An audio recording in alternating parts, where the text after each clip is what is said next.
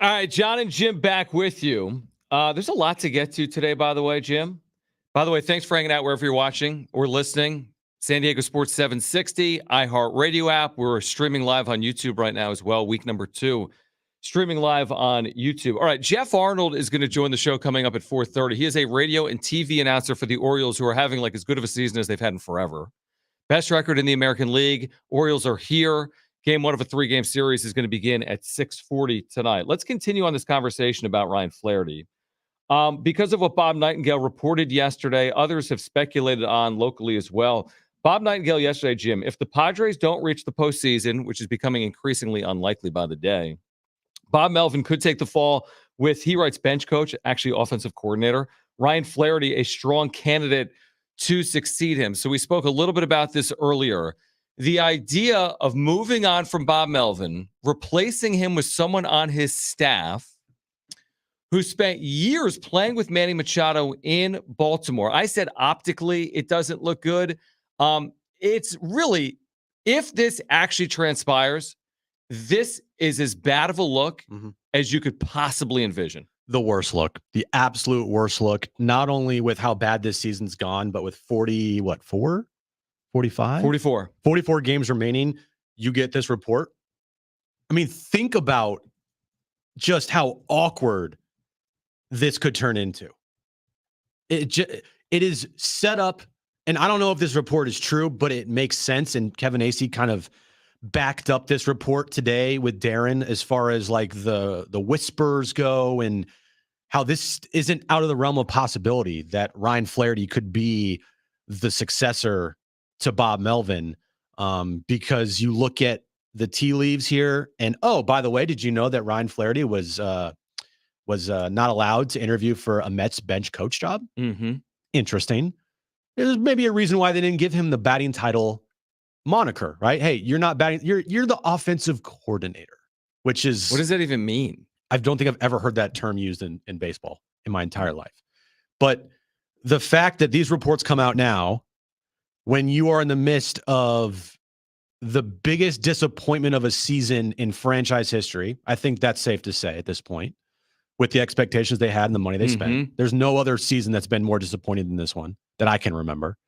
The awkwardness of it all and just the nepotism that is shown from this organization. If this happens, it's a complete disaster on all fronts.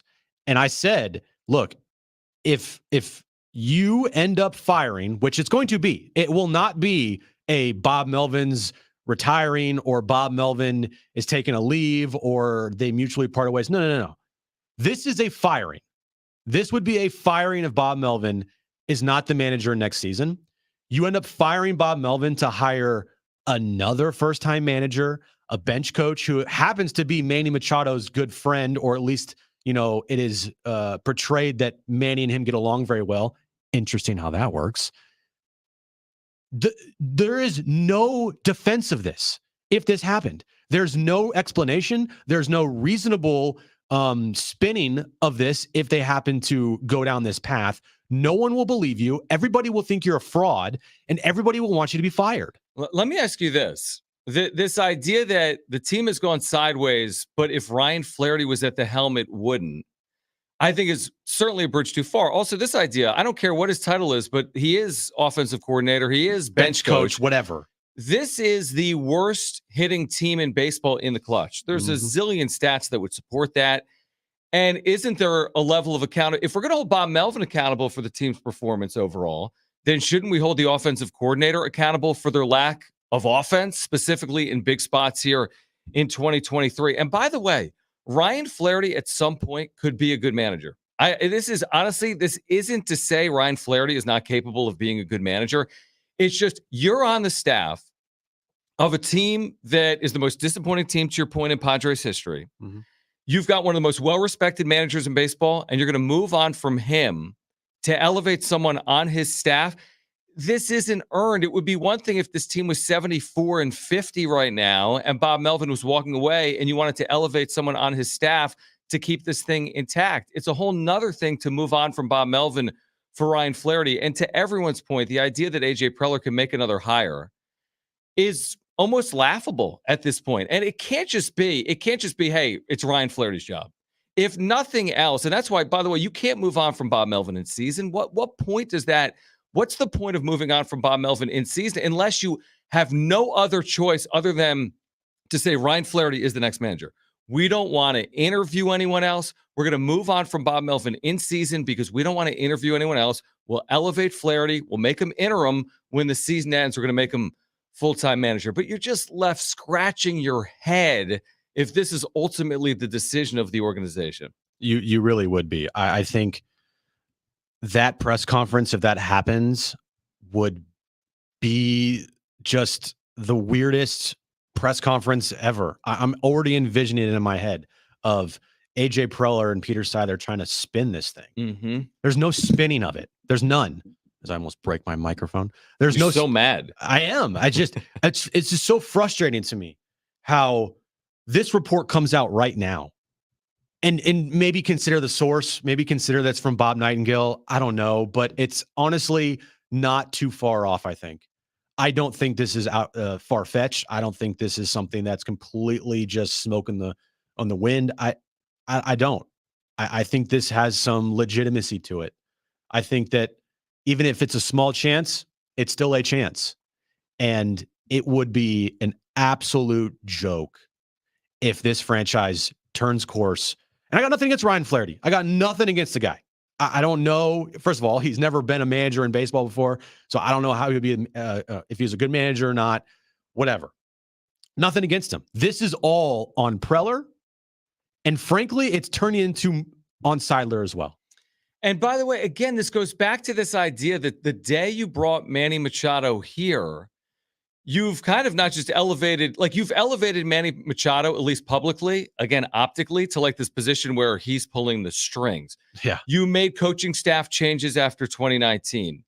You've extended him where potentially the owner did that as, priority number one. The owner said, I'm going to do this because Manny Machado is so valuable to this franchise, which is understood, by the way, after 2022. He finished second in National League MVP voting. But like, you're going to do everything for Manny Machado, but do you really need to do that? I mean, you've given this guy a $350 million contract. Like, it has to line up perfectly for Manny Machado. This team should be motivated regardless of who the manager is. And by the way, by all indications, Manny Machado has a very good relationship with Bob Melvin. It's just the whole thing doesn't make any sense. It really doesn't. The fact that AJ Preller could hire a fourth manager doesn't make any sense. But the truth is, you only have two options with Bob Melvin. You either extend him or you move on from him. And it's hard to envision, based on the way this team is playing right now, he's extended. Therefore, you're going to have another change in 2024.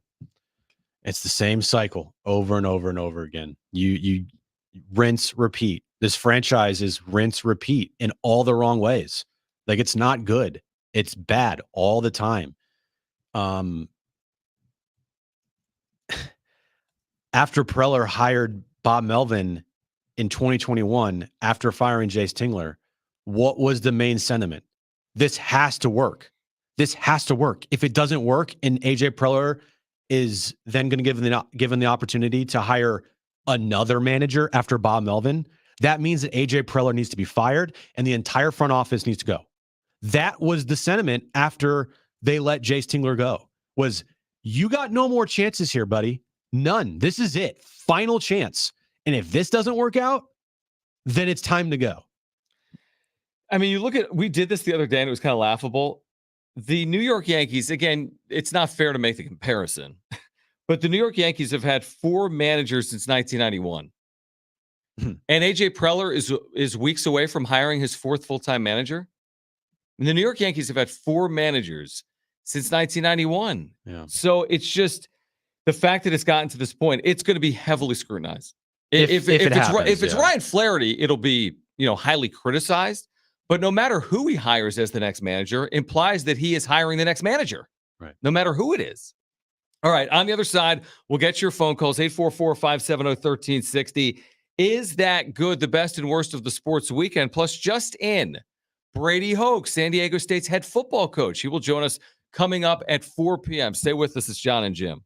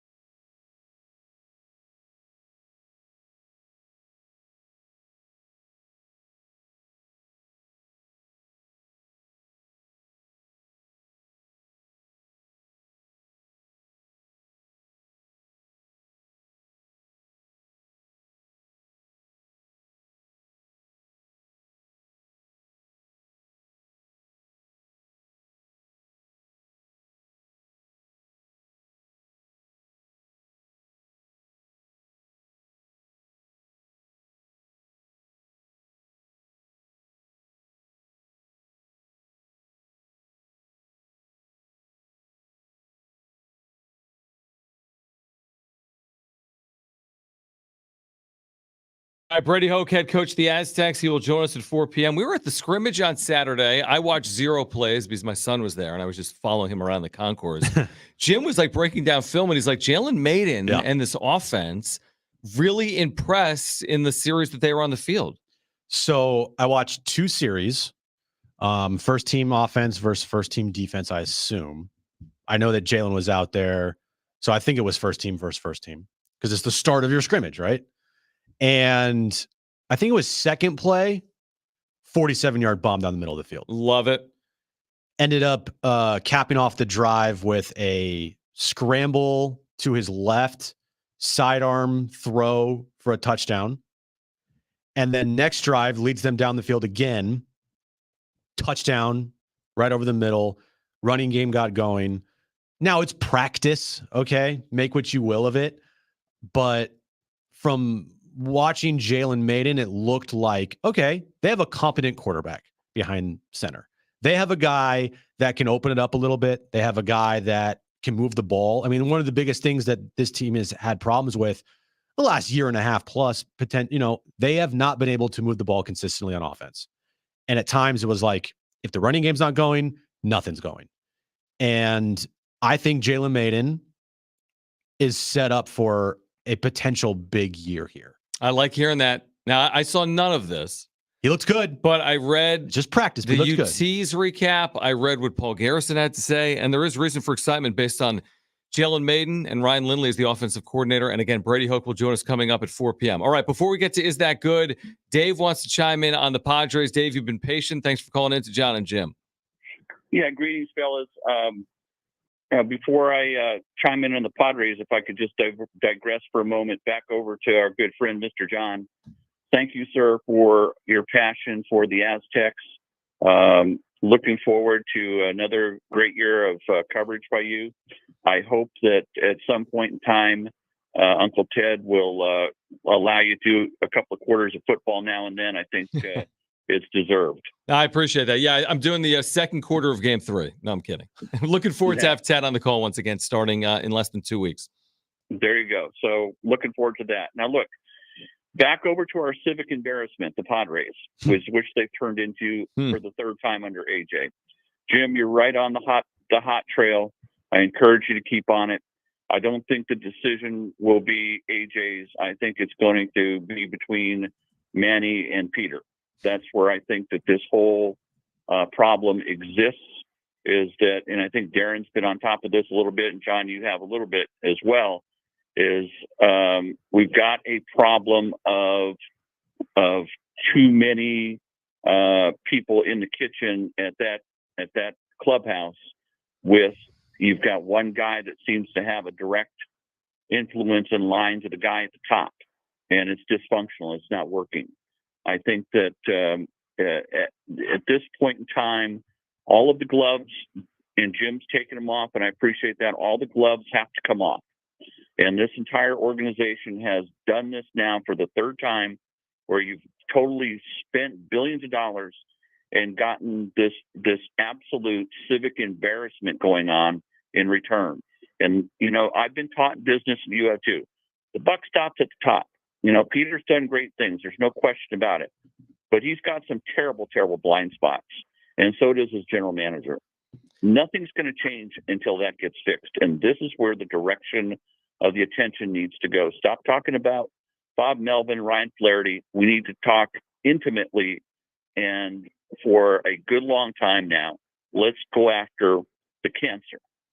Dave, we appreciate the phone call. I mean, listen, AJ Preller's been discussed at length. But when Peter Seidler says this guy's excellent, it's hard to be like, he's going to go. I gave you the curveball in segment 1. But it's hard to envision he does ultimately pull that string and change the GM, at least for 2024. Brady Hoke in about 10 minutes right now. Let's get to this. Is that good? Wilcox, snapper, Huber, holder, from 29 yards away. Oh, he missed it badly. Kick on the way. Boswell. That's a winner.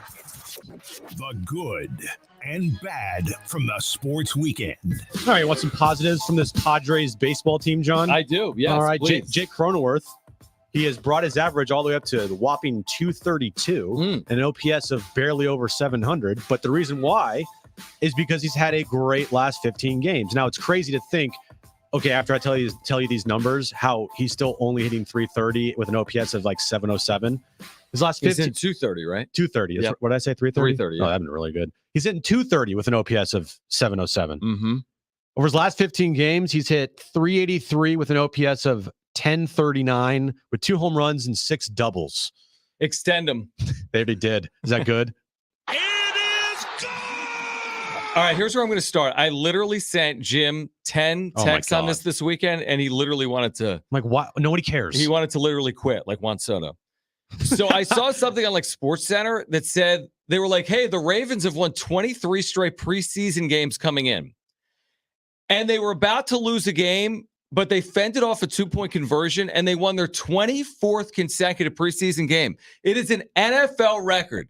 The Baltimore Ravens, I know everyone in San Diego is talking about it, have won 24 consecutive preseason games. Is that good? No, it's no good. Are you kidding me? It's incredible. It's not good that we spent that much time talking about a preseason game. 24 straight. It doesn't count. I wanted to lead the show with it. What else you have? Well, I do have my second is that good from the preseason. The 49ers, they started Nobody cares. No, it's no good. Are you No, what do you kidding have? me? That's it. What do you got?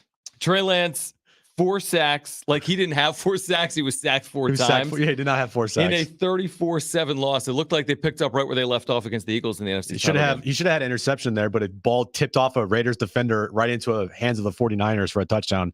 It was hilarious. Off to a great start for Trey Lance. All right, Manny Machado in 4 career games against his former team. I have no clue when this was. Maybe with the Dodgers, maybe with the Padres. I have no idea.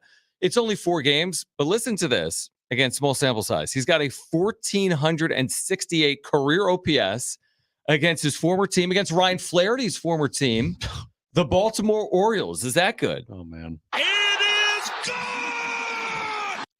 Finally, for me, John, yesterday you put out a tweet that completely jinxed everything, saying the Reds, Marlins, Cubs all are losing/lost, which put a fire underneath the Marlins' ass because they scored what is it? 7 runs or 8 or 6 runs? Sorry, 6 runs in the bottom of the 9th inning to beat the Yankees yesterday to push the Padres further back in the wild card standings. So this is all your fault. Is that good? No, it's First no of all, good. Are you kidding me? It's your fault. it ain't my fault that this team is 56-62 and moving on to like No, their 10th manager. It's your fault And that if the Marlins won yesterday. Who cares? If it doesn't matter I because know, the it Padres doesn't. lost too. That's why it's so fun. I'm like, I don't even care. So what? The Marlins came back to win. The Padres aren't winning themselves. You can't make the postseason by losing. Here's my final one. And Brady Hoke's going to join us in about 5 minutes. The Padres, since putting the Clayton Kershaw meme on the video board, are 9 games under 500. Ooh. Is that good? No, it's no good. Are you kidding me? Brady Hoke joins us next. Hour 2, John and Jim.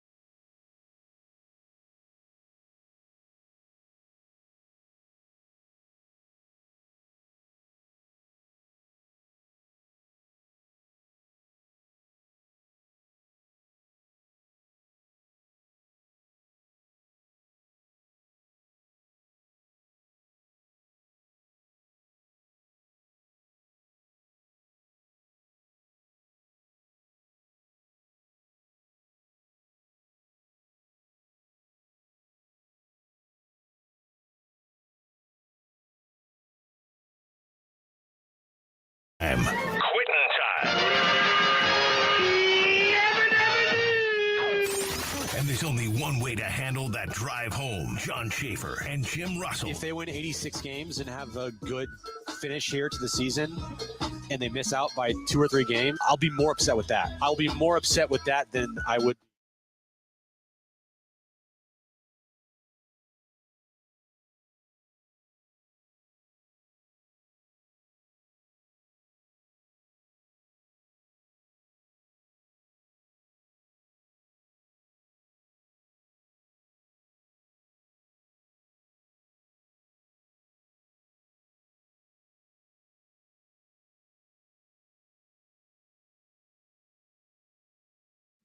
All right, San Diego and Southern California, what's going on? It's hour 2 of John and Jim.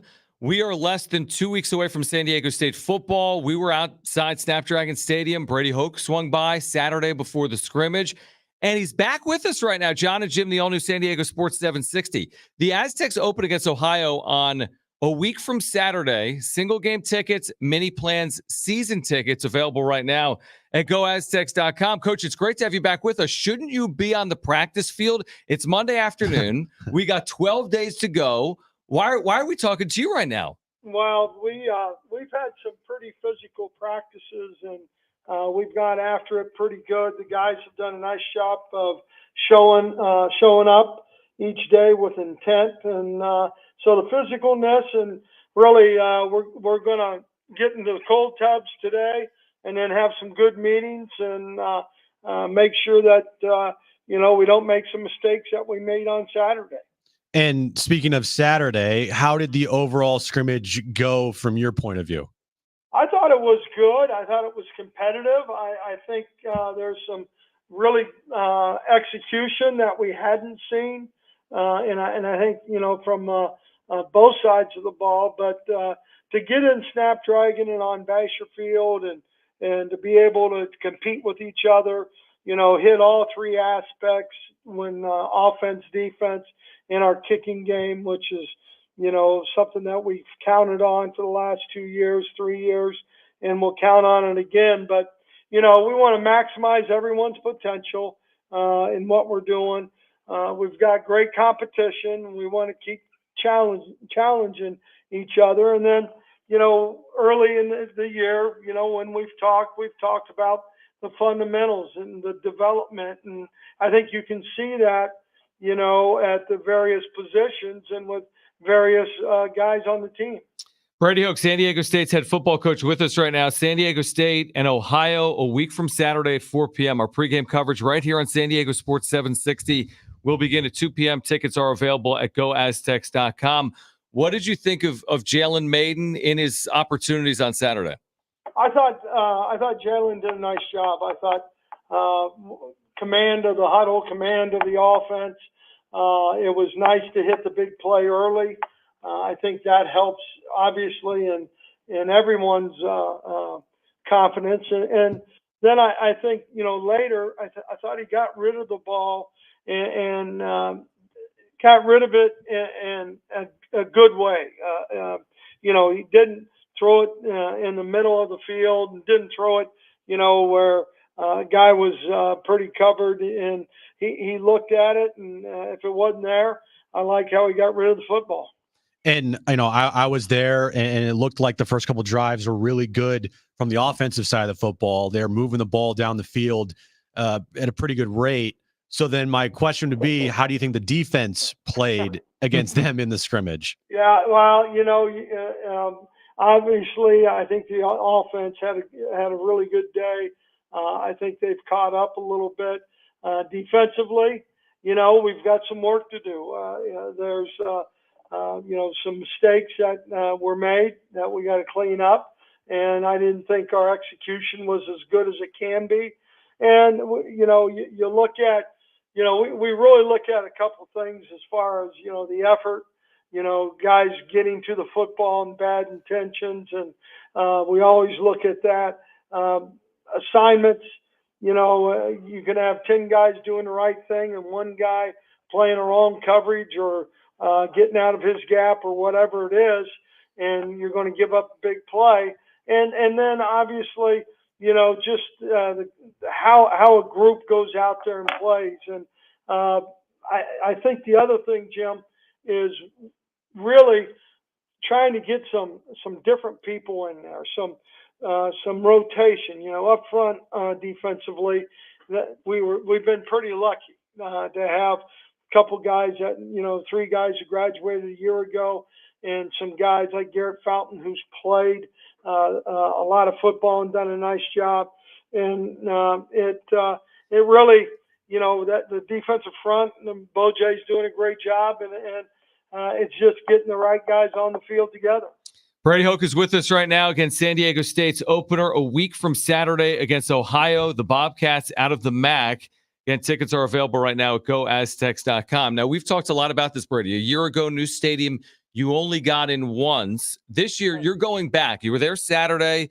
You're going back again this week. And is that just because of a familiarity to get your team in there a couple of times before August 26th? Yeah, there's no doubt, John. And part of that is obviously, we're a young football team. We got a lot of guys who may have been on the team a year ago but didn't dress out for the game, and so getting into Snapdragon and on Basher Field, I think, is something that was real important that we do.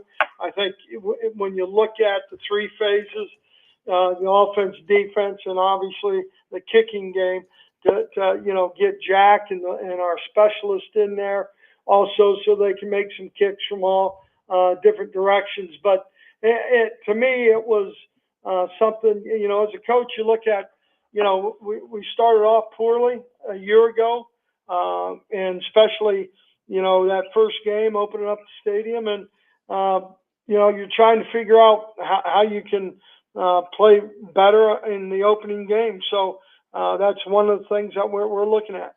And coming out of the scrimmage this past Saturday, and you guys said, you guys been hitting hard, definitely on Saturday, you guys were hitting hard as well. Camp's been a little tough. How's the health of your team so far with a couple weeks to go before week 0? Yeah, we're in pretty good shape, to be honest with you. When you look at, where we're at, we got a couple guys got a little dinged up, a boo-boo, and so, but, and then there's some guys, we've held out, we've, like what they've done. They've kind of proven themselves a little bit. And we were doing that with Dan Apoko, and this was his first real, live action, to be honest with you, and you can tell he's got fresh legs. He was I thought Dan played very well. So trying to keep guys healthy at the same time, and that's one reason, Jim, that we did what we did today. Talking to our trainers and talking to Coach Hall, our strength coach. I just thought, the guys have gone, like I said, 275 plays, pretty intense football the last 4 days. So it was good, and I think the guys really appreciate it. Brady, I was reading something today at ESPN.com that got me scared. Now, I get scared about a lot of things. Typically, people don't get scared at ESPN.com, but they rank like the top, 40 quarterbacks in the nation, and they list Curtis Rourke. Ohio, 69.1% completion percentage, 3,256 yards. There's a MAC defensive coordinator quoted that says he's the real deal. He's an NFL player for sure, a top-notch thrower, can make every throw. Now, you have seen tons of great quarterbacks through the Mountain West, non-conference the last couple of years as well. What do our listeners need to know about Curtis Rourke, and what type of challenge is he going to be? Yeah, well, he is a challenge. That whole football team offensively, number one, they're well coached, and Coach Alvin's done a great job taking over for Frank Solich, and he has done a nice job calling the offense, what he likes to do. The quarterback is he's really good, John, and so and the other thing he's got going along with it is their offensive line is a veteran group. So they've got a nice group there. It's going to be a heck of a football game. In 2018, we got beat by them in a bowl game. And obviously they're well coached, and they've got a lot of pride, and we'll have our work cut out for us. Coach, this is a question from our chat here from Jeremy. He wants to know how's the defensive line doing, and in particular, how is Garrett Fountain doing in camp so far? Yeah, well, Garrett's was having a good camp. He banged up his elbow a little bit. He'll be fine. But you go back and you watch the film from a year ago, and you kind of, because of Jonah and Justice and Keyshawn, you kind of forget about Dan Apoko and Garrett and Wyatt Drager. I mean, those three guys contributed last year, and Garrett the most. And I really like how he's playing. I love his attitude, and I'm really excited about him. We are 12 days out. San Diego State and Ohio, week 0, 4 p.m. Pregame coverage, San Diego Sports 760 at 2. And again, tickets are available right now at goaztecs.com. Brady, we always appreciate your time. We look forward to doing it again between now and the start of the season. And thanks for doing it today. Thanks, Coach. Yeah, you got it, John. You got it, Jim. Thank you guys so much. And go Aztecs. All right, that is Brady Hoke. And again, the opener is 12 days away. And very coming up quickly. And again, the scrimmage, I spent time chasing Jones on the concourse, who was eating sweets. Right. The defense was chasing Jalen Maiden. And I was chasing Jones. And I was sitting there doing nothing. Right.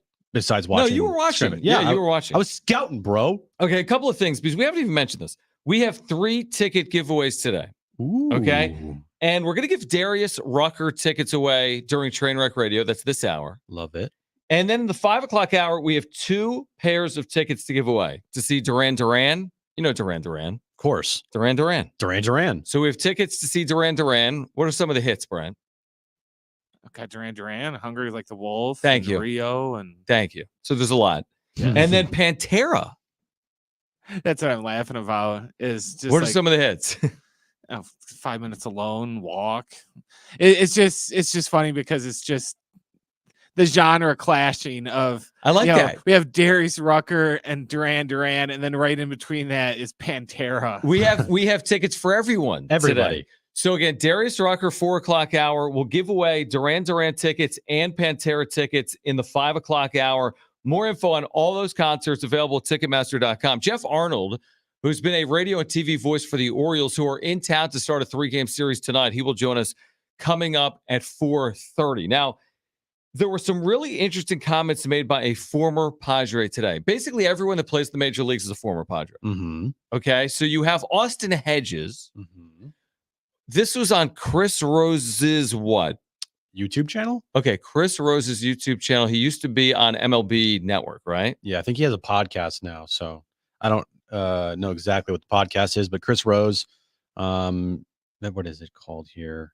I don't know, but Chris Rose has a Chris YouTube. Rose has a podcast. His podcast. Austin Hedges goes on. And this is an interesting back and forth regarding Eric Hosmer, of all people. Mm-hmm. Take a listen. Interesting. Because he was the whipping boy in San Diego. Yeah, it's terrible how they treated him there. Absolutely terrible. They just didn't understand what they had. And if you ask any of his teammates there throughout that whole time, 100% of the ones that I've talked to would say the exact same thing I'm saying right now. And the thing that guy brought to a room, to a team is it's worth wins. And but if your OPS isn't sexy enough for some of the nerds, then you're just not a valuable player. And in my mind, Eric Hosmer is an extremely valuable player, and still. He called you out, Jim. Do you want to go first?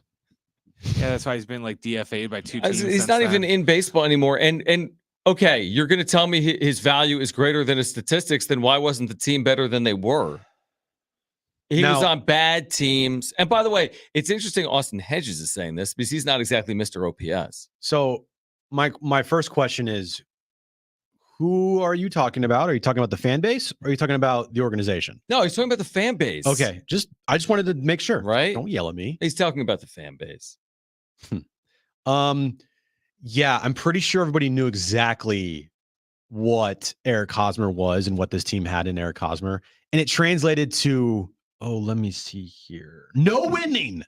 No, in 2020, remember that big year he had? He played like 20 games. And it's like, oh, he had an 890 OPS. Yeah, he played 20 he had games. the stomach issue, and he broke his hand bunting. He had the bubble guts. Yeah, bunting, which you're like, why are you bunting, dude? You don't even bunt ever, and you broke your hand.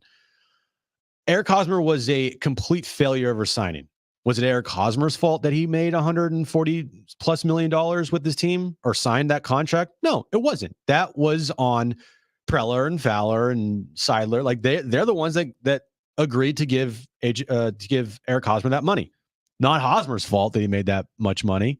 I don't blame Hosmer for that one bit. But what I do blame Eric Hosmer for is a lot of times he was so standoffish about trying to change anything about his game to improve, that he got here by doing what he did. And so why do I need to change?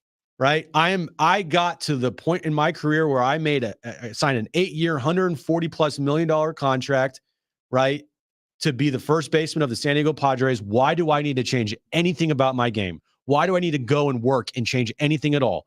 And I think that rubbed a lot of people the wrong way, and rightfully so. Well, you're 100% right, because what did he do instead of try to change? He blamed it all on the shift. Yep. And said, oh, I'm not hitting because of the shift. The shift. Other things were to blame. And then what happened? He ended up going to the Cubs. Shift gets abolished. Yeah. He's still out of baseball. It made no difference. He still couldn't hit. Here's the other thing that I think a lot of people weren't particularly enamored with, including myself. I don't think he ever embraced San Diego. No. Like the fan base, the city. Remember, there was a lot of reference to when he's talking about Kansas City. We used to do it this way. What do you mean we? You're no longer there. And again, I think his time in San Diego, to be fair, he was probably given a little more time than he should have been given. Okay, he had an extra year or so. We thought he was going to be moved well before he was moved. And I just listen. This is why I always say, when you make decisions based on players' feelings, that's a terrible way to make decisions. When you make a decision like, hey, you shouldn't sell because Joe Musgrove says don't sell, never make decisions based on what players think, ever. And that's with all due respect to all players. Players are not in the position of running organizations. They should concentrate on doing what's necessary to win, putting themselves in a position to prepare to play to the best of their ability. When you start listening to Austin Hedges about Eric Hosmer getting run out of town, when you start listening to Joe Musgrove, who, by the way, is a great player, he's a great player. But when Joe Musgrove starts publicly talking about, if you move Snell, if you move Hader, listen, that's not your job. It's not your job to comment on those matters. Now, I don't know if they would have moved those players or not if Musgrove never commented on it. Manny Machado, same thing. Every once in a while, the Machado, to his credit, will say, you know what? I'm not paid to make those decisions. We heard that a little bit this trade deadline. But I always take player comments on front office decisions with a grain of salt. The nerds with the OPS. He's talking right to you, man. You killed him. I mean, it's amazing. Man. I thought, Hedges, bro, he made your career. Eric Hosmer made your career. No, he didn't. First off, Austin, bro, sure, you're a nice dude, whatever. You know how lucky you are you're still in the big leagues? Like, you should be thanking everybody that values your defense behind the plate. Because if it wasn't for that, I mean, it's still a big part of the game, but you're one of, if not the worst hitting catchers in the history of the sport. So don't come at me or come at the fans or any quote unquote nerd out there for thinking that OPS actually matters. Because guess what? It actually does, buddy. What are you talking about? Hedges this year is hitting 175 with a home run. And then the whole Eric Hosmer thing about, well, people didn't like his OPS that much. He was getting paid to be a all-star level player, and he never came close to that.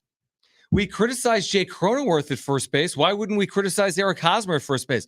First base is a power-producing position. I don't care if you're making $600K as a first-year player that's not arbitration eligible, or you're making $20 million a year like Eric Hosmer. One of the issues the Padres have had here over the last decade is they get no power out of first base. None. Just like they got no production out of catcher for a long period of time as well. Mm-hmm. And it's like there's always these issues that pop up. And again, it's fine. I don't have a problem with Hedges saying it. I don't He's have a problem. misguided. Yeah, it's just like, again, you're not the GM. No. Like, I know he's your buddy. I know you're best friends with him or whatever, and you thought he was great in the clubhouse. It equated to what, John? 2020, they beat the Cardinals in the postseason. And also it equated to everybody crying about it in 2021. 2021 was like, if you trade Hosmer, like, I don't know how we're going to go Like, on. we're going to revolt. And like, then they didn't trade him. Yeah. And then they went into the tank. I'm sorry. We are this is a business. All right. When you start talking about feelings, it just makes everything so much more difficult. And I'm sorry, he wasn't performing here. End of story. I don't care how many people liked him. He was not performing. He was statistically one of the worst first basemen in all of the sport. His ground ball rate was like the number one ground ball rate in baseball. He never wanted to change. He was being paid $20 million plus, and he was performing at a below average level. This is not about feelings. This is about performance, and he deserved to be traded and cut off this team. What is your blood pressure right now?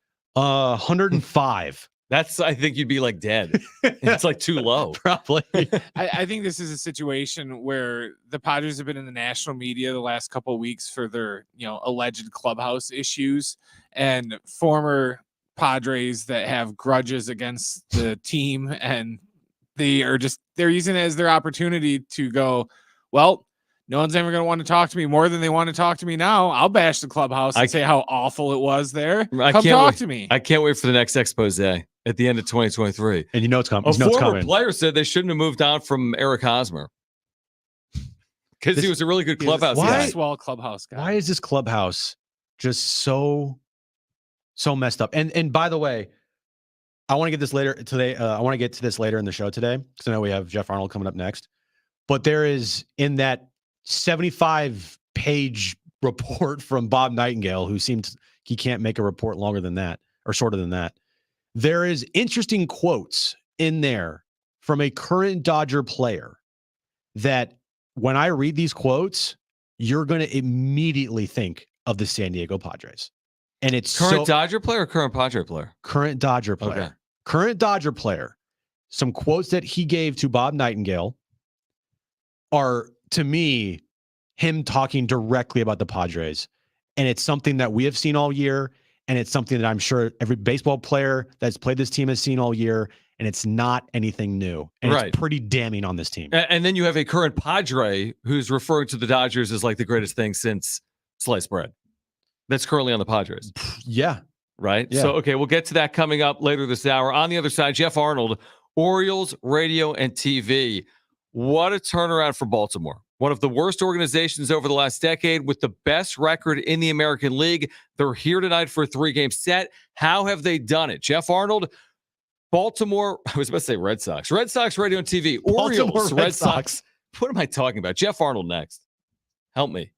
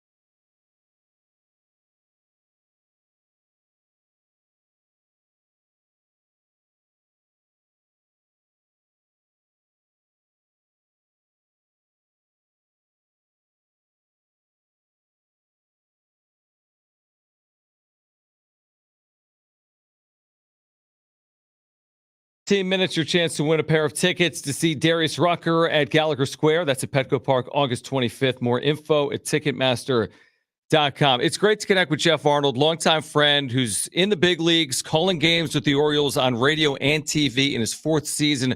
What a turnaround it's been, Geoff. I know going back to like 2021, 100-loss team. Now, last year, vast improvement. And then this year, remarkably, the Baltimore Orioles have the best record right now in the American League. So, Geoff, we appreciate your time here in San Diego. Of course, the Orioles and Padres kicking off a 3-game series tonight. I guess the simple question is this: how have they been able to do it? Well, Shafe, it's good to talk to you, man. I'm glad we're able to set this up and catch up a little bit. No, I mean, I heard Manny Machado say earlier today it's the fastest rebuild that he's ever seen. And I think that it starts with great drafting and development. The Orioles, led by Mike Elias and Sig Mejdal, were great at being able to draft players when they were in Houston and St. Louis. And they kind of had the formula with them to bring in good people. Now, it helped that the Orioles were rebuilding, and so they were able to get some good draft picks, but they were able to hit on those draft picks. They've developed a really good development system. And then the guys get to the major leagues and they find ways to perform. I mean, since Adley Rutschman has been promoted to the major leagues, I think the Orioles have won close to 60% of the games that they have played. Gunnar Henderson's a candidate for American League Rookie of the Year right now. You have finished with 4 different All-Stars. You get the best closer in all of baseball. The Orioles are great at winning close games, and they make games very exciting on top of the fact that they win most of them. So I think there are a lot of different pieces to the recipe that have gotten the Orioles to this point. And just because when you look at the record that they've put up against teams that are over 500 and how they have consistently gotten better month by month, I think it just makes you feel like this team will be pretty scary come October. And when I ask this, it's kind of like, well, I don't really, it's hard to answer this, but what makes them different? What makes the Orioles different than everybody else? Because the payroll is not, like the Padres is or the Dodgers or the Yankees, right? It's not the payroll of that. So do they lean hard on analytics and how do they make sure that they're different from everybody else? Well, I think it goes to the drafting, which I talked about. I think it goes to player development. I do think analytics is a part of it, where the Orioles have been able to bring in people that they give a certain number of tools to, and they figure out how to do the things that they do the best and focus on that piece of it. I mean, if you look at why the Tampa Bay Rays have been good for so long, that's a big part of it. And I think with the Orioles, it certainly is too. I mean, Felix Bautista, who right now is the best closer in all of baseball and who is maybe different against any other closer in baseball because he can pitch 2 inning stints and get you a win or get you a save. Must be nice. Get you more than 3 outs.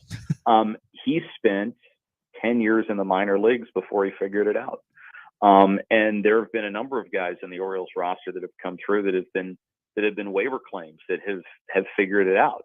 And then you take that, you bring in some veterans like Kyle Gibson, Jack Flaherty, who the Orioles just added at the trade deadline, and you mix them in with Rutschman and Henderson and more guys that are on the way up, and then other players like Cedric Mullins who've come into their own, who've been all-stars. Ryan Mountcastle has gotten red hot, and you kind of bring in all those people and their high character folks, and it gives you a good clubhouse atmosphere, and it makes it so that they never get too high and they never get too low, which is maybe the most cliche thing to say in all of sports, but it really feels that way. They could be going through a 7-game winning streak and they're the same team as if they would be going through a 7-game losing streak. And time again, when you feel like they're down, they show you that they're not. They figure out how to get the big hit. They figure out how to stay calm in moments where their backs are against the wall. And you talked about earlier how in 2021, you started to see the Orioles turn things around. I think a lot of the success for this year has to do with last year, in particular when it comes to winning tight games and finding ways to come back in the 7th and 8th and 9th innings at times. They never think they're out of it. And I think the confidence that they built from last year is helping them do what they're doing this year. Geoff Arnold is with us right now, San Diego Sports 760, Orioles radio and TV. Game 1 of the series is at 6:40. I mean, the stark differences between the Padres and the Orioles. I want to ask you your thoughts on the Padres because 1-run games, you said. Baltimore's 22-11, San Diego's 6-19. Felix Bautista 3 times, like in the last 3 weeks, has gone 2 innings. Josh Hader has not recorded more than 3 outs, I don't believe, in a game this year. When you see this Padres team and the payroll and the names, what's your reaction to the way they've played? The biggest thing is that they just can't seem to get the big hit when they need it. And they just can't seem to necessarily get the results that they're looking for, even though they have the star power to be able to do it. I mean, I saw earlier today Xander Bogaerts' numbers with runners in scoring position, and he's done a good job of that in the past. And it's just been a really tough year for him in that respect. And so you have all these players that have come in, but guys who haven't had the seasons that you were hoping that they were going to have. And I've seen this with some other teams as well, where guys are having down years. There's some guys, for instance, on the Toronto Blue Jays. The Orioles see them 13 times a year that they pegged as having big seasons and picking up where they left off last year. But, you get Bo Bichette ends up getting injured when the Orioles are last there. Vladimir Guerrero Jr. hasn't looked like himself. Dalton Varsho comes in. He hasn't been quite the same thing. And the Padres situation reminds me a little bit of the Blue Jays situation, where they're dangerous, but they just haven't always shown it. And the lack of consistency has hurt them. And right now it seems like they're just having problems scoring runs. Geoff, that catch yesterday by Cedric Mullins, I mean, could you just describe in person seeing that, how amazing it was to watch and where it ranks for you as far as catches you've seen live? It's really hard to say because I've seen him do it a couple of times before. Yeah. I saw this thing on social media today, and I think it showed like 4 of his most impressive catches ever. And there have been a couple that have occurred this year. One actually occurred on his rehab assignment too, when he was with the Bowie Bay Sox. He can do some of the most incredible things in the outfield. It's beyond me that he hasn't won a Gold Glove yet. And every year he's gotten a little bit closer. I think he will win multiple Gold Gloves across his career. But yesterday, I think, takes on extra significance because of the time of the game where it occurred. Byron Buxton, he robbed him earlier on this year. He robbed Byron Buxton at Camden Yards earlier on this season. The difference was, I think one of the catches was in like maybe the first or second inning. Another one was in like the 5th inning or 4th inning or something like that. Yesterday's was kind of game on the line. And that's just what he can do. I mean, he's a very skilled outfielder who has come so far in that respect since he's gotten to the Orioles. He's throwing better than he has in the past. When Cedric Mullins is out there and a ball gets hit to him, I expect it to be an out, even when most people think that it's not going to be an out, or sometimes when you think it's going to be a home run. The Baltimore Orioles are the perfect example of, you can't just look at stats and be like, well, this team is good because this guy hits, or this team is good because their starting pitchers have low ERAs. I mean, just looking at this, Geoff, as you know, like there's not even a hitter with like an 800 OPS by and large. Everyone's got like a high 700 OPS. You look at the starting pitching. I know they added Geoff Flaherty, but guys with, high 3s, mid 4s ERA. Yeah, very good back end of the bullpen. But a team like Baltimore, I mean, what's it going to mean if they can finish off this division? Tampa got off to the great start. Baltimore's got a 3-game lead. I mean, what's the value in potentially securing a bye for a team like Baltimore this year in the postseason? I think it would be great. I think it would be a nice little rest too for the guys that you have that you're leaning on. I mean, for the Orioles, innings limits for their young starters, that's something to watch as we kind of go along. That's part of the reason why the Orioles are in a 6-man rotation right now, to sort of ease the workload, just with kind of a look at the schedule coming up. John Means is supposed to come back for the Orioles at some point. He just had his first rehab outing and pitched well with at Double-A for us. So I think we're hoping he's going to be a piece in September. We have a guy named DL Hall who was with us at the end of last year who could serve as a multi-inning bullpen weapon. And I think we're hoping we're going to have him at the end of the year. And just finding ways to ease the load on some of the starters. Tyler Wells, who was maybe our best starter in the first half, is down at Double-A. I think just kind of working on some mechanical things, getting a little bit of a break.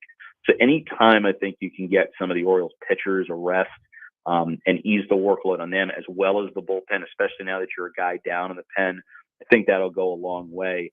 And, I think for the Orioles, as it is for most teams, this club will go as far as the pitching can take them. They certainly have the ability to go far, but as the only maybe question mark is you have some guys who have, are in uncharted waters a little bit as far as innings.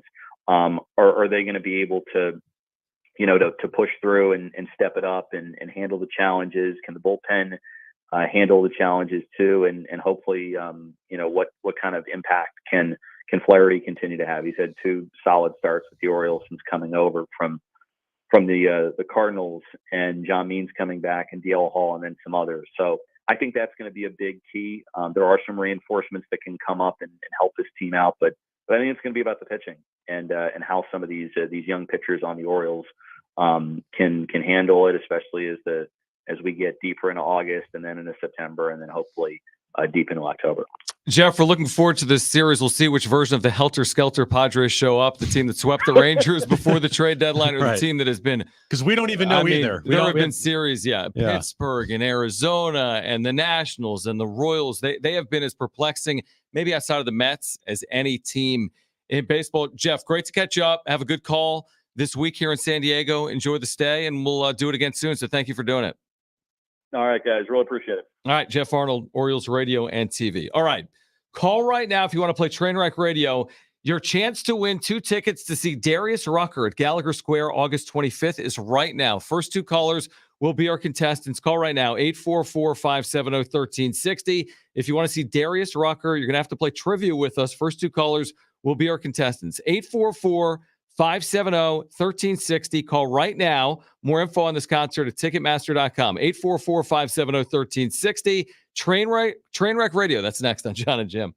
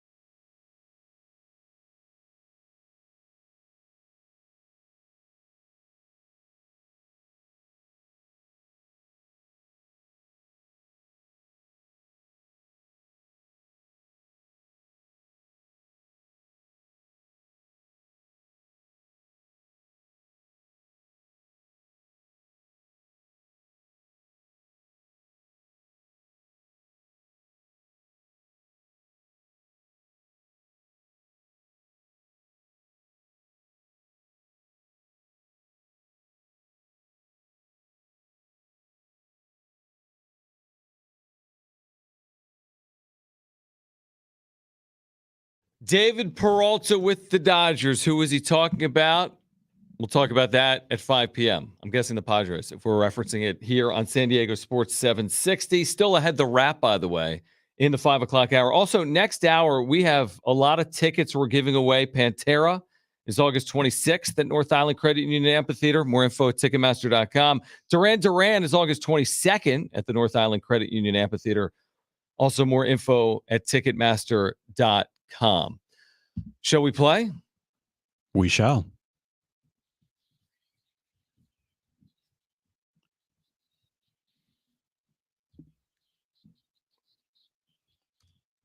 All right, 3 questions, 2 contestants, 1 lifeline. Today's 2 contestants, we have Craig and we have Sean. Craig, you called in first, so you have your choice of John or Jim. Who do you want to go with? I'll take John. All right, thank you, Craig. He's like, it's like the lesser of 2 evils. Exactly. Sean, you get me, all right? That's perfect. Perfect. Brent, what is today's question of the day? All right, guys, we've been talking. Aztec Fan Fest was this Saturday. So today's question, name the top 10 career rushers in Aztec football history. All right. I like it. You know, Okay. in football history, not baseball history. Correct. Makes Football. sense. Football Yeah, history. yeah. It does. Yeah. So we're looking for the top 10 career Oh. rushers in Aztec history. Greg may have bailed. Oh, no. He said he didn't want to do this. Listen, we need a caller right now. We're Oh, playing no. for Darius Rucker tickets. Or else Okay? Sean's just going to win. No. 844-570-1360. Lines were loaded for these. All right? 844-570-1360. Yeah, I know I we have don't know. Aztec fans listening, by the way. Yeah, we do. I just said we have Apparently Aztec Craig fans wasn't listening. one of them. I know. No, I said, yeah, we do have Oh, we Aztec do? fans. Okay. Yeah. 844-570-1360. Who wants to play Sean? All right. We've got a contestant. He's Brent's on the phone right now. I don't know if it's Craig or not. Sean is waiting for his opportunity. Who do we have, Brent? We have It's our buddy Cadillac John. Cadillac John's with John. Woo! Yeah, that's right, guys. Happy Monday. What's up, Thank man? you, Cadillac John. All right. So John is with John, so that worked out. perfect. But Sean gets first billing here. Okay. So Sean, what is your first guess? And you do have your lifeline if you choose to use it. Marshall Falk. Pretty good guess. Marshall Falk, is he on this list? And why you turn your computer down? Is that my computer? No, that's your phone. Ho Hey by the Lumineers. This is a train wreck. It really is. All right, Cadillac John, what is your first guess? You do have your life. Marty Graham. Marty Graham. Wait, Cadillac John, do you know the question? It was a leading rusher, SDSU football. Yeah. All right. Otto Graham. After Marshall Falk, it's a draw. It's a Right. toss-up. Yeah. Okay. Wait, it's a what? It's a toss-up. After Marshall Falk, it's a toss-up. We'll It's get like back. RBU. We'll get back to you, Cadillac John. But Sean is up next. What is your second guess? You do have your lifeline if you choose to use it. Donnell Pumphrey. Donnell Pumphrey. Yeah, Cadillac John is the nation's all-time leading rusher. Wow. Wow. So, Cadillac John, you're up kind now. of. You need this to stay in the game. You do have a lifeline, too. Can I call a friend? You can call a lifeline, yes. You're going to ask Brent, even though you're playing with John. No, he says he's calling a friend, which means he's asking for a friend. lifeline. I don't think I can hear anymore. You can't. Might have to be the Well, profession. it'd also be nice if you put your headphones on. I do, on one ear. All right, you want a lifeline, Cadillac John? Yes, sir. I will give you a top 5 Heisman finisher, Rashad Penny, Sounds great. I take it. on the list. On the list. Yeah. All right, Sean, this is to win the match. What is your final guess? You do have your lifeline. What's his name? Ronnie Hillman. Ronnie Hillman for the win. Ronnie Boom, Hillman for baby. the That win. was my Wow. guess, by the way. The lifeline. Good job, Sean. What'd they win, John? Well, hold on. Who else is on this list? By the way, I jumped the gun a lot on this game. Pumphrey's 1, Falk's 2, 3's Larry Ned. Yep. Penny is 4, Ronnie Hillman is 5, Jonas Lewis is 6, Adam Morera. I probably didn't say that right. I'm sorry. He's 7. George Jones, not that one. He's number 8. Norm Nygaard is number 9, and Wayne Pittman is number 10. All right, so this is what Sean has won, by the way. He's got 2 free tickets to see Darius Rucker at Gallagher Square. This is August 25th. More info at Ticketmaster.com. If you didn't win, we have chances to win those tickets all week long. And next hour, we're giving away both Pantera tickets and Duran Duran. Perfect. Pantera, Duran Duran. Very interesting comments by David Peralta of the Dodgers. Yeah. Who's he talking about? Hint. We're talking about in San Diego. So probably the Padres. Back to the Padres on life support, about to begin a 10-game homestand against the Baltimore Ravens. Orioles. It all comes full circle. Exactly. Right. Exactly. Hour 3, John and Jim with ticket giveaways next.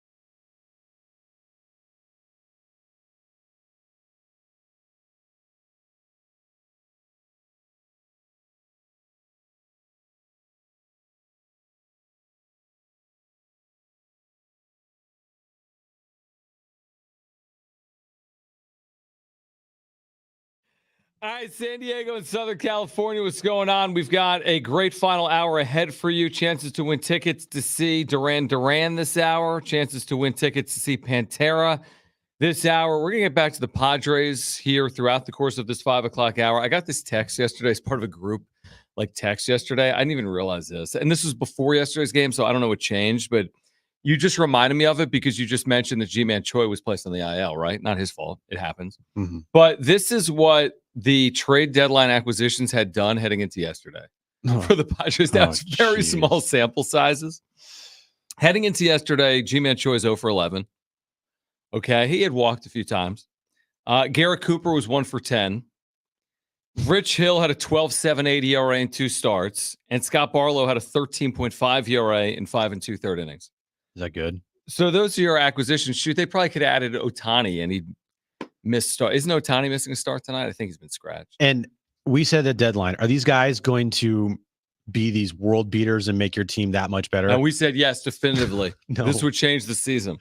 We were like, maybe, I don't know, but they're better than what they had. Actually, they're not. They're the same, probably worse. So it goes in the life of Padres land. Every time they make a trade for somebody, that person doesn't do anything for the team. If Manny and Xander and Fernando and Juan, as we're on first name basis now, weren't going to turn this thing around, I doubt G-Man and Scott and Rich and Garrett were going to turn this thing around. And unfortunately, that was never going to be the case. And now you got if there's any hope, I'll be that guy right now. Okay. Let's go back down that well. Hope, and then we'll hear from David Peralta. Yeah. Not hear from him, but read a quote from David Peralta. 44 games to play. 10-game homestand, longest of the season. Teams in front of you in the standings. Not Baltimore necessarily. They're in the American League, but Arizona, Miami. Now or never. This is it. Lots of games against teams in front of you in the standings. You're only... I'm putting it in bunny ears, quotations. You're only an 8-2 homestand away from making something out of this thing. Only an 8-2 homestand away of getting back to 500. So this is it. The last stand for the San Diego Padres will be over the next 10 days. I'll believe it when I see it. I'm the same way. Yeah. There is no way I think this. I'm going to say I think this team can do this over a homestand when they haven't proven they could all year long. I mean, if you lose this series to the Orioles, which is a very strong possibility, you would need to then. Oh, here we go. What? Sweep? I can't do it. Go 7-0 in the other 7 games to go 8-2 on the homestand. Yeah. Padres are a big favorite tonight.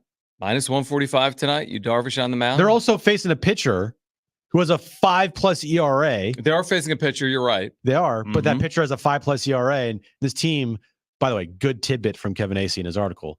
A pitcher with an ERA over 4.3 this year, the Padres have faced 52 times. Mm-hmm.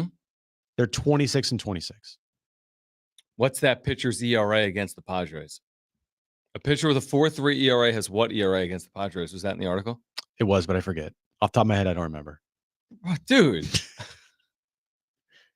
I'm going to have to look that up. You are going to have to look that up. Was the ERA like a run better? Hold probably? on. Let me look this up. And Kevin's tidbits. No. I got to do it. You got it. I got to do it. Okay. It's fine. Don't worry about it. That's such Jim. He finally brings a nugget to the table, this big piece of information. And then he doesn't you didn't even complete it. Okay. I'm completing it now. They have a 500 record against pitchers that are average. Well, yeah. Average pitchers, average results for the Padres. Yeah. Calm down. I'm very mad. Why? Just let me find this. I'm in his tidbits. Is it 2.9 or is it 3.9? Okay, here we go. Mm-hmm. The Padres are 26-26 in games started by pitchers with an ERA over 4.33. Okay.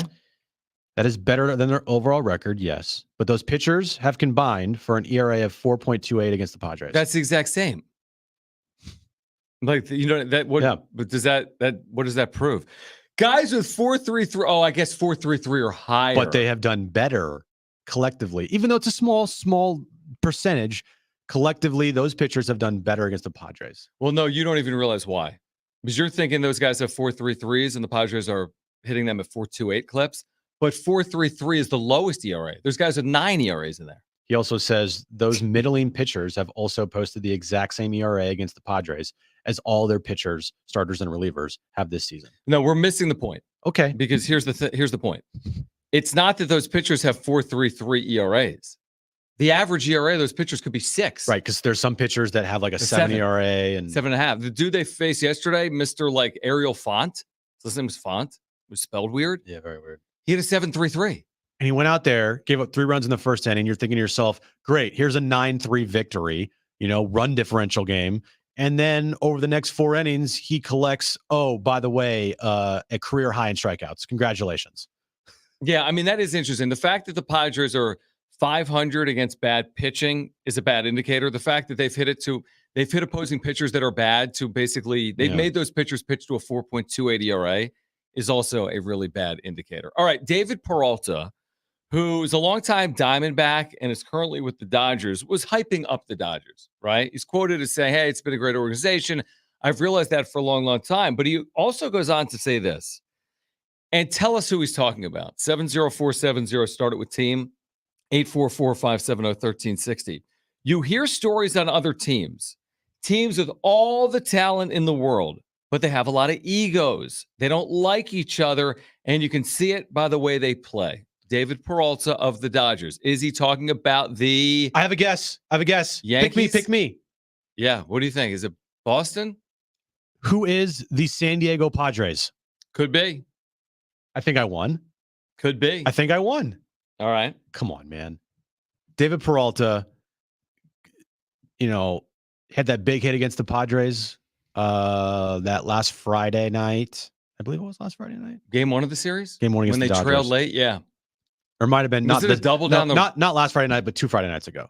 Hit the double down the left field line against Robert Suarez. Perfectly placed. Yeah. I mean, it was a tough pitch to hit, and he hit it. Bad luck. Very bad luck, John. For the Padres.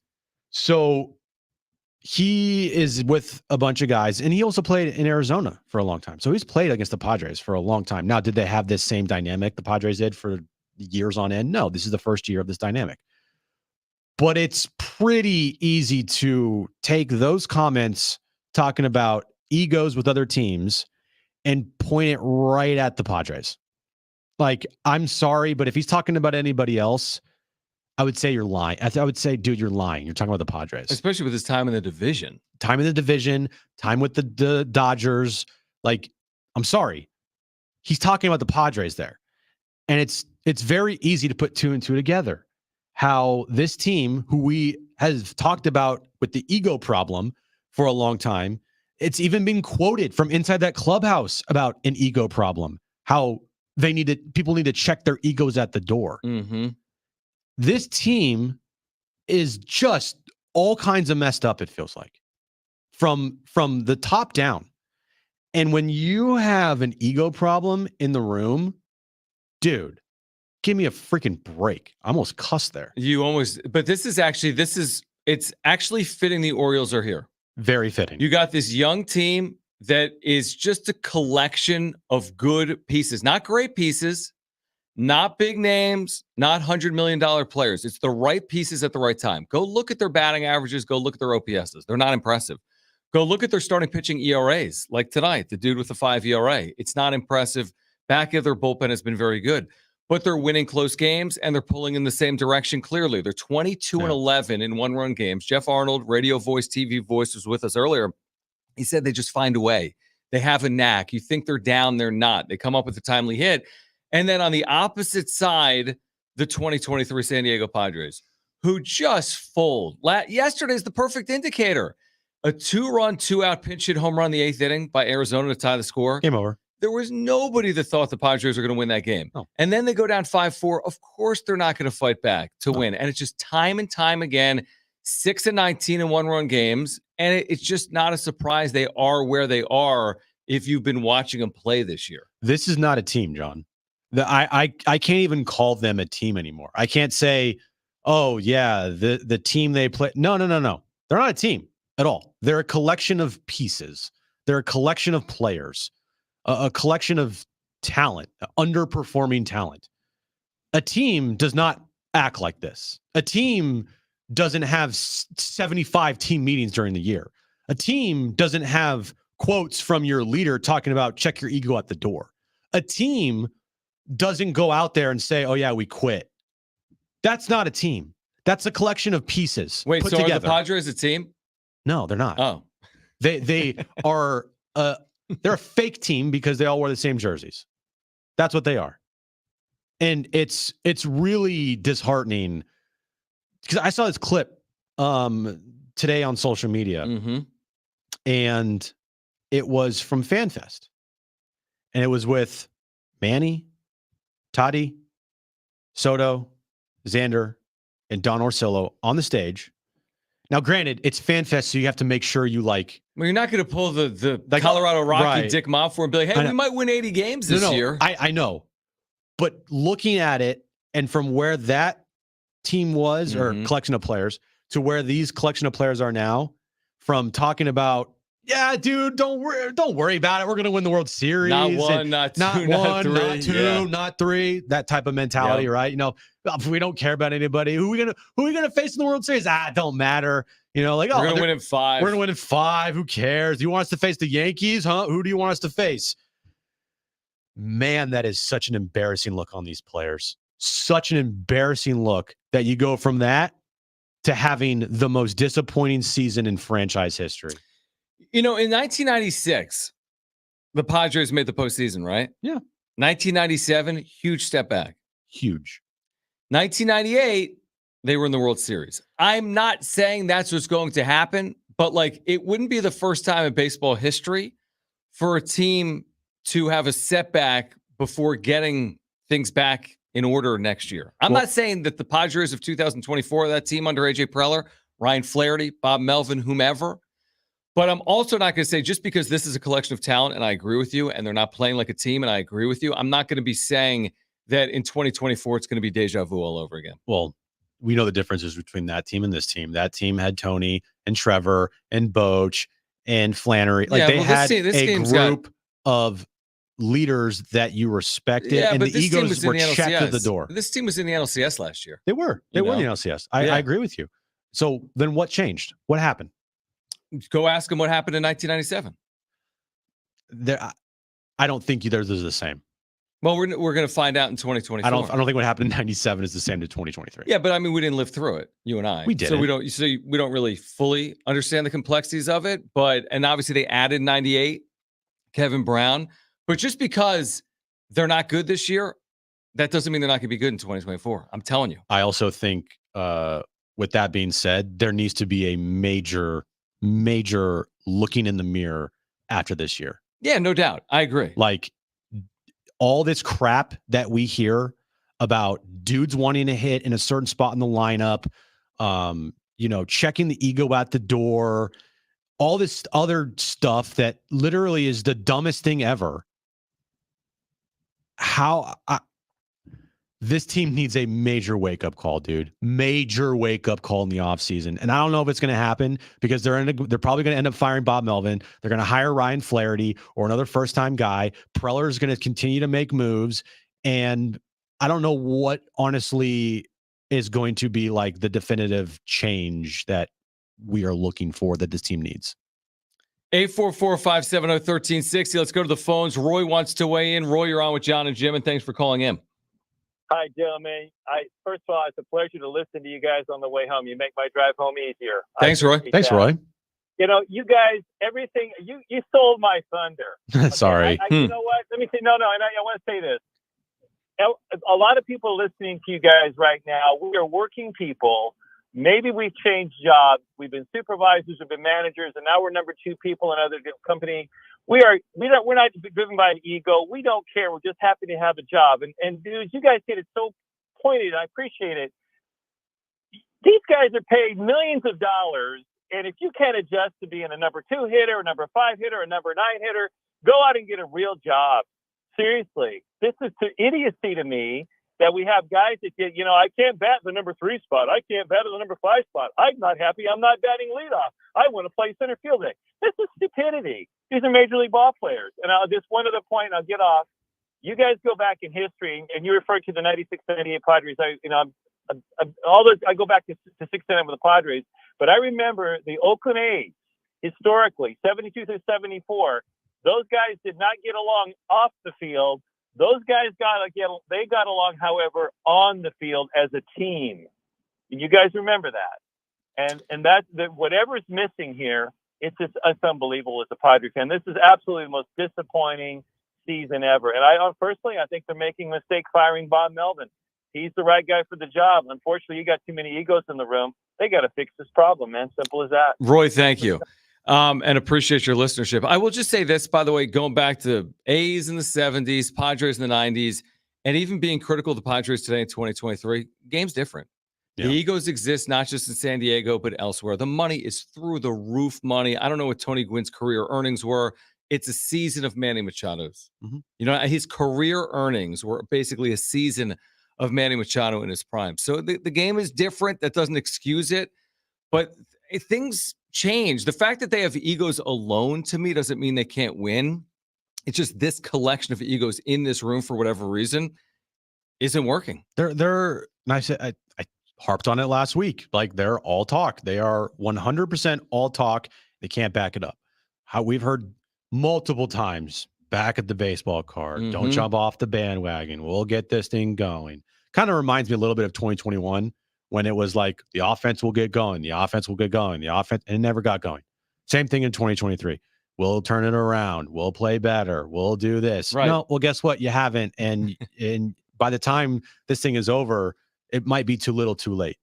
And I mean, you know what they're going to do, right? They're going to go and they're going to get eliminated with like 2 weeks left, yet to win 3 games or more than 3 games in a row. And all of a sudden they're going to rip off like 8 straight. And that's going to be such a slap in the face to the fan base by doing that after this team gets eliminated, that's going to make me, if that happens, even more upset. I don't think it happens. I think once they're eliminated from the postseason, there'll be a directive not to win because they'll be thinking about their draft. Like 1, 2, 3 Cancun. Yeah. Like, we're not playing anybody. It doesn't matter. Exactly. That would be my guess. If you're not going to the postseason, they're not going to try to win out. Either way, regardless, this whole season is just like honestly, John, I don't like this team. This team is not fun.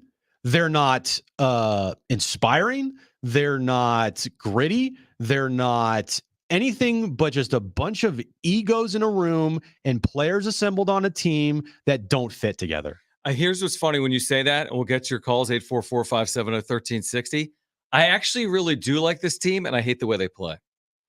Like, you like the assembly of the team? I love the individuals. I love Fernando Tatis Jr. I love Juan Soto. I think Manny Machado has had huge seasons. As a team. I like Xander Bogaerts individually and his quotes. I like what he says. I just don't like how he plays.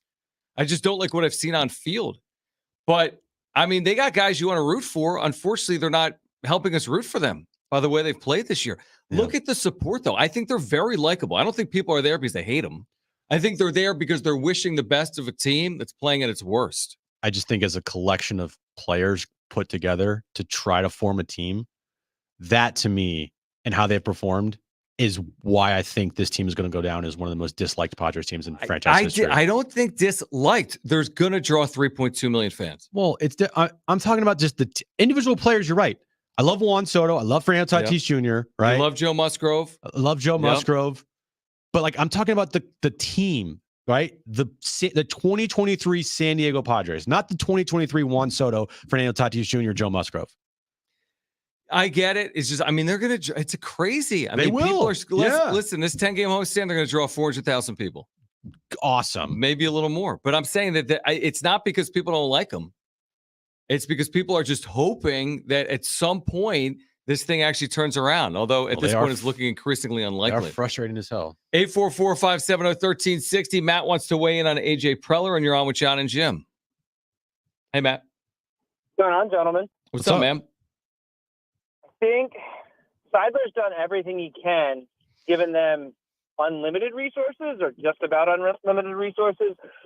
But Preller can't take his hands off of this. He's kind of got Jerry Jones and just can't get out of his own way and let Bob do some stuff here and maybe sit some guys, smack some of these guys that all have the bag around a little bit. I think the problem is that the entire team is a mercenary. Name me one player on this Padres roster that's come up through the organization that they've developed. All these other teams that you've talked about, the Orioles, the Diamondbacks, they've been awful forever. But you know what they have done?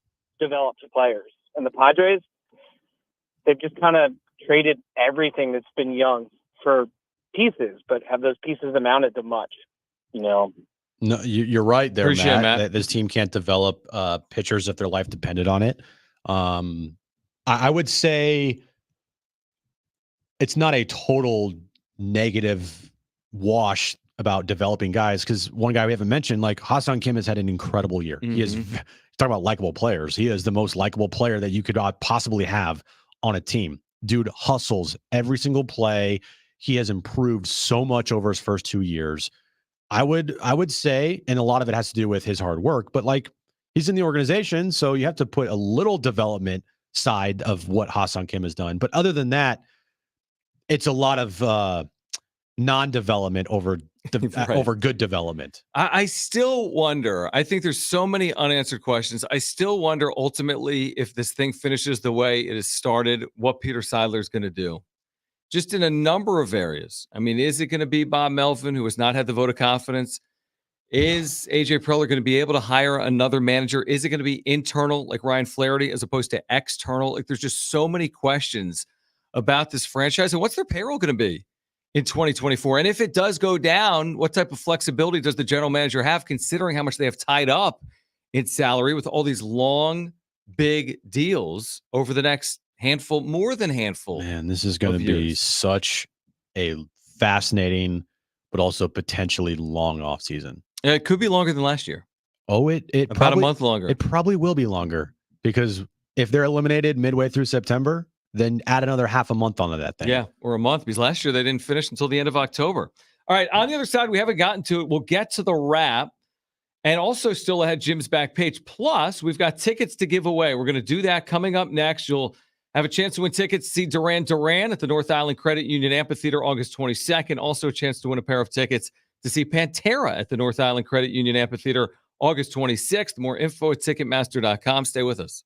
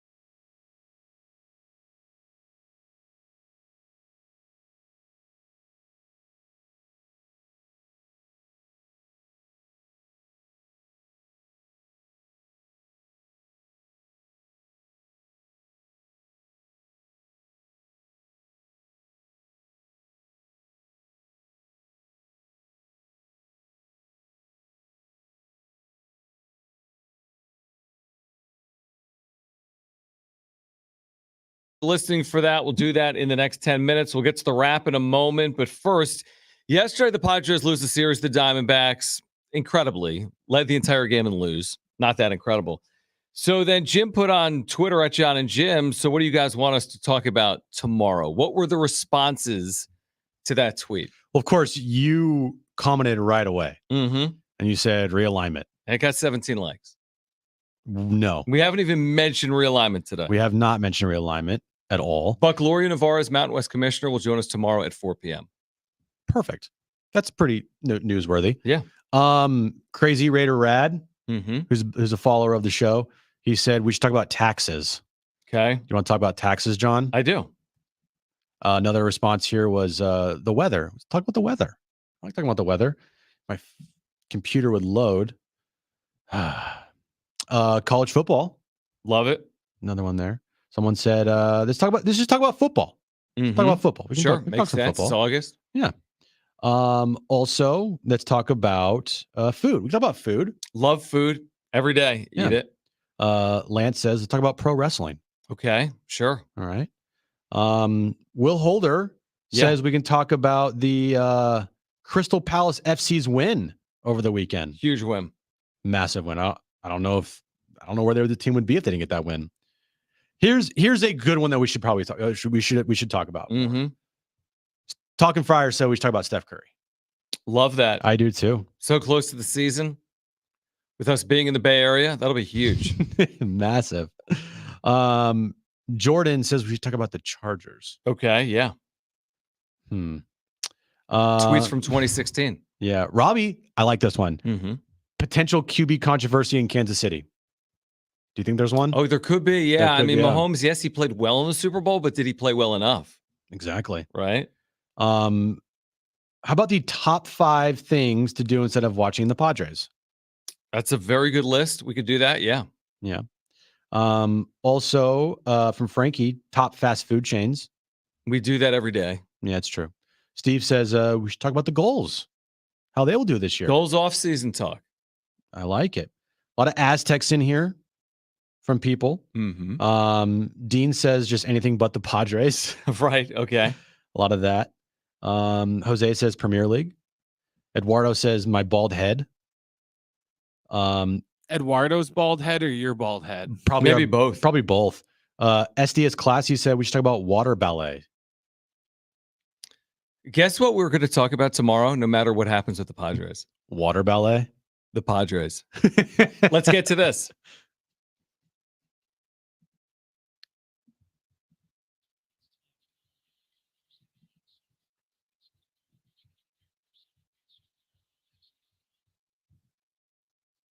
What do the Padres need to go on this 10-game homestand to give you any hope? 8-2.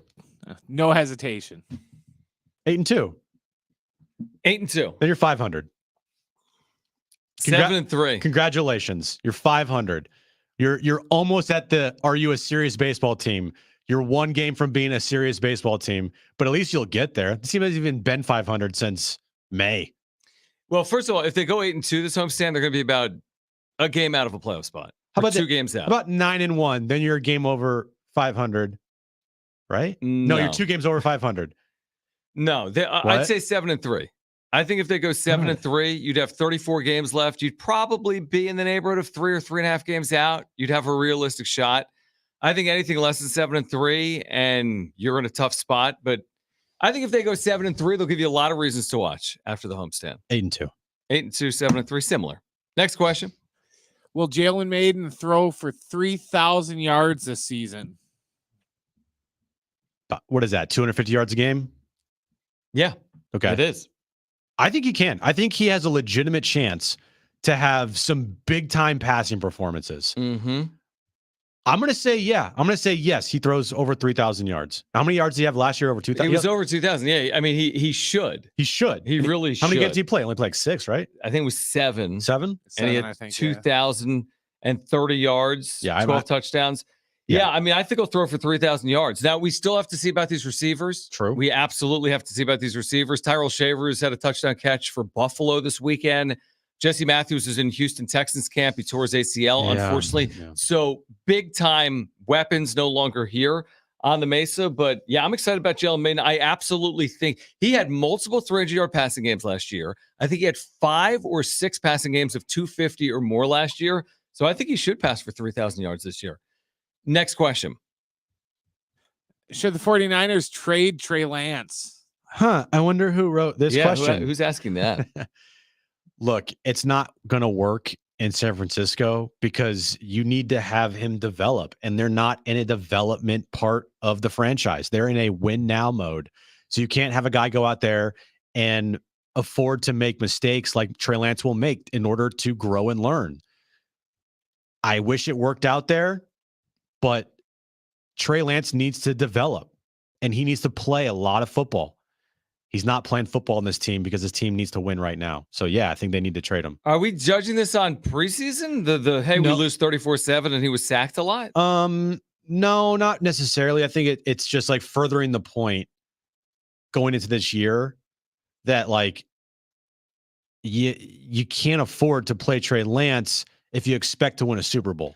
What was the point of trading all this draft equity? I don't know, man. I thought it was going to work. And drafting a guy that had played like one game in the previous 2 years. Yeah, now he's been hurt for 2 years. It's just been a bit of a train wreck non-radio situation. Yet they've overcome it. I mean, they've been good, but they haven't gotten over the hump of, winning in the championship game.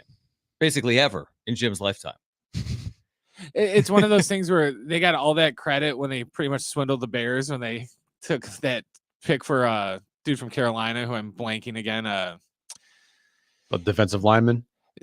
No, the Bears took the quarterback, Mitch Trubisky. Oh, Trubisky, yeah. And the Niners got all that credit for pulling that deal off, but it seems like they're not getting any flack for just dropping the ball with the Trey Lance thing. Though. They dropped the ball with the Trey Lance trade, but they've hit on a lot of other players in the draft, which is why they're still in good position. It's just the quarterback position is, I don't know, man.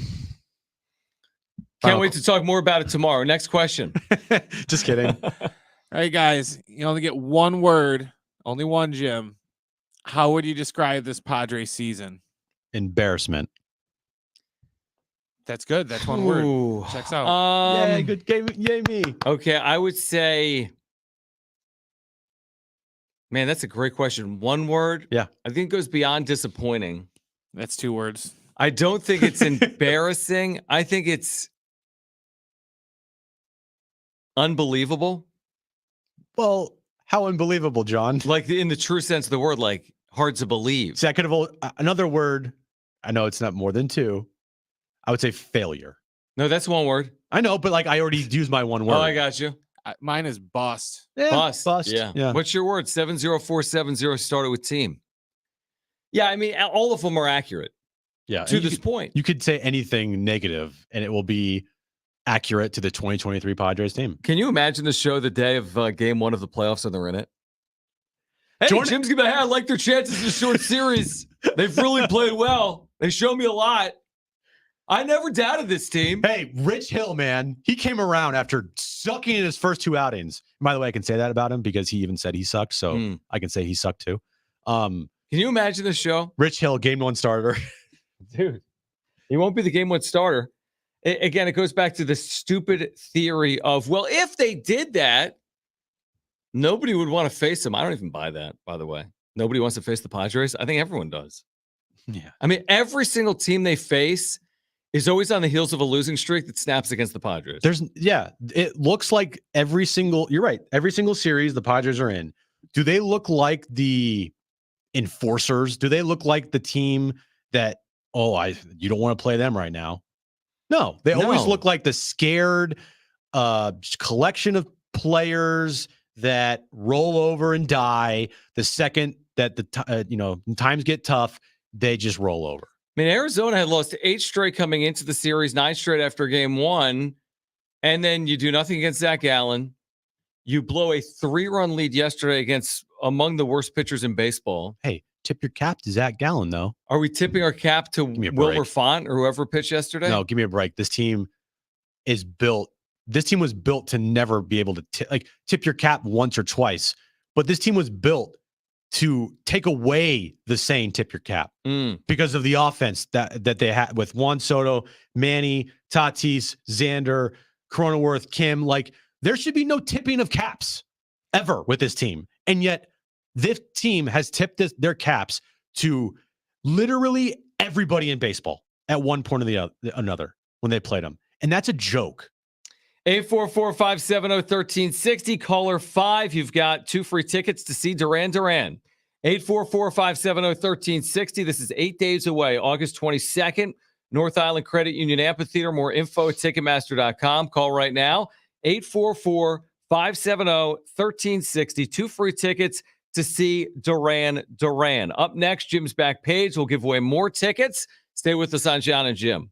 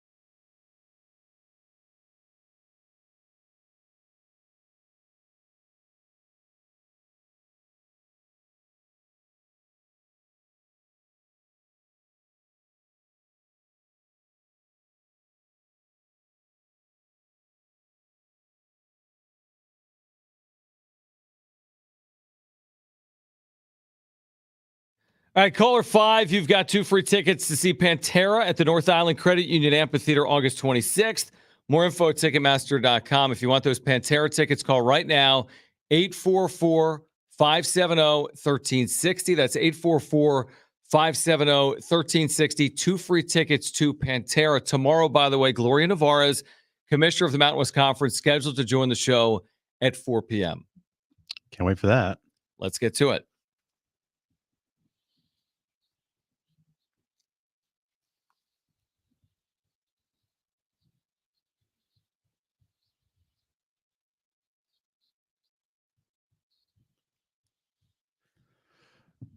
All right. So tomorrow's Tuesday. Yeah. Okay. I like it. What else you have?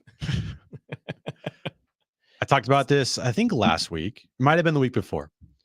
But just reminder, everybody, tomorrow is the start of Taco Tuesday at Taco Bell. Yeah. So what they're saying is basically they're going to be offering weekly free tacos on Taco Tuesday at Taco Bell. And these are like, it's like, basically they're just giving away millions and millions of dollars. Just like that, because they're giving away all these tacos. Yeah. Mm-hmm. Tuesday, August 15th, August 22nd, August 29th, and September 5th. No purchase needed. So you literally can just roll up, boom, get a free taco. I think it's a Doritos Loco Taco. Mm-hmm. And yeah, there you go. I mean, should we do that? Is there going to be a long line? There probably will be a really long line. Mm-hmm. I think, yeah, I would say there's going to be a long line. Brent, you think there's going to be a long line tomorrow? Yes. Is it 24 hours? Or can you go at midnight or? Yeah, you can go. You can 6 go a.m. However long Taco Bell's open, you go. Boom, you get a free And taco. you can keep going probably to your, like, how are they going to know? They're not going to take your ID. You That's go at true. noon, you go at 5. You get like 7 free tacos Yeah. tomorrow. You go to different locations. You can definitely go to different locations. Mm-hmm. So there you go. Tomorrow, Okay. everybody, every Tuesday till September 5th, free tacos. All right. How you doing? We talk a lot about auctions on the back page, right? Well, a sports collector bought a Michael Jordan rookie card with his signature on it a long time ago for $34,000. Okay. Yeah, that signature was fake. Ooh, $34K. It wasn't authenticated? Well, apparently not.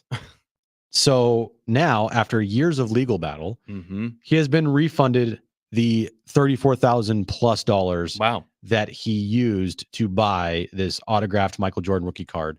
That way he thought was signed by Michael Jordan. I mean, I feel as if that's fair, especially if he purchased it with an authentication on it. Like if you bought it and the authentication was fake, like that's not reasonable. If you bought it and you didn't have the authentication, maybe that's on you.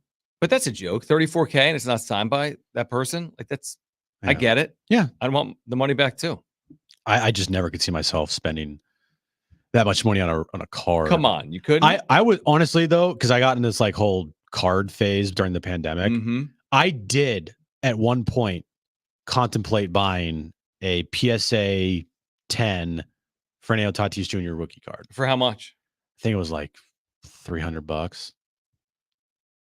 Okay. Probably a good idea to have not done that, considering the way that his Everything- career has panned out. I know. I was thinking about doing it, but then yeah, you're right. The 2021 year, and unless Yeah, he I mean, like and he could have, he could hit 500 home runs, but he's always got the PED suspension. true, probably won't be a Hall of Fame. Like yeah, Yeah, I was thinking about that probably a good the call. other day. And finally, Target has most Targets, big Targets, have Starbucks in them. Target Mhm. down in Mission Valley has a Yeah. Starbucks in it, right? Well, for all Target goers, all 1,700 Target locations across the U.S., we'll be making the Target drive-up order available for Starbucks as well. The Target drive-up order? I'm confused. Yeah, so drive-up is a contactless pickup service offered by Target, which allows customers to order on the mobile app. When the customer orders is ready, they can let the store know that they're on their way, pull into a designated curbside parking spot when they arrive, and have an employee bring them. Oh, they bring the Starbucks out to you? So now you can order Starbucks from Target. So you can go to Target and get like, I don't know, whatever, right? And you can also order Starbucks. So it's like a drive-through Target Starbucks, but not really, but kind of. I mean, it is very convenient, I guess, because if you go to Starbucks, you can do drive-through, right? A normal Starbucks has drive-through. Yep, by early October, Target says customers will be able to add a Starbucks drink or food item to their drive-up orders. Do you know how big Starbucks is? I was just thinking this. Where I used to live, over by the Ralphs off of Mhm. Friars Road, Okay. there's a Shell gas station over there. I used to live right next to the old In Cahoots nightclub before it went out of business. And I drove by there the other day, and they just recently built a drive-through Starbucks right next to the bridge. Always packed? But my point is, not only do they have that Starbucks drive-through, right across under the bridge, they have another Starbucks drive-through. They have 2 Starbucks drive-throughs in the matter of like literally 2 blocks. It's pretty fascinating. Like, how? What? I get it. Everyone drinks coffee, but everyone drinks Starbucks coffees every day? Dude, Aaron is... I know. Kristen's the same way. I mean, make her day, get her a Starbucks. Yeah. Kristen's the same way. Isn't that crazy? It's like what's it called? Yes, you're right. It's like a dopamine. Dopamine, yeah. Yeah. Like, I need my Starbucks That's coffee. me with kombucha. Starbucks is I should delicious. open a Schaefer Bucks. Every corner, kombucha. I'll say it. Hot take. It's overrated. Starbucks or kombucha? Yes. Well, yeah, of course it is. But it's amazing. It's just a marketing. It's just It marketing. is a behemoth. It's a behemoth. All right. If you missed anything today, sportssd.com, iHeartRadio app, iTunes, TuneIn Radio, Spotify. You can watch us on YouTube as well by searching for John and Jim 760. Please We're back subscribe. tomorrow. Gloria Navarro's Mountain West Commissioner will be on the show at 4 p.m. Follow us on social at John and Jim, JONANDJIM. For Brent and Jim, I'm John. Keep it right here. We'll see you tomorrow at 3 on the all-new San Diego Sports 760. Okay. Okay.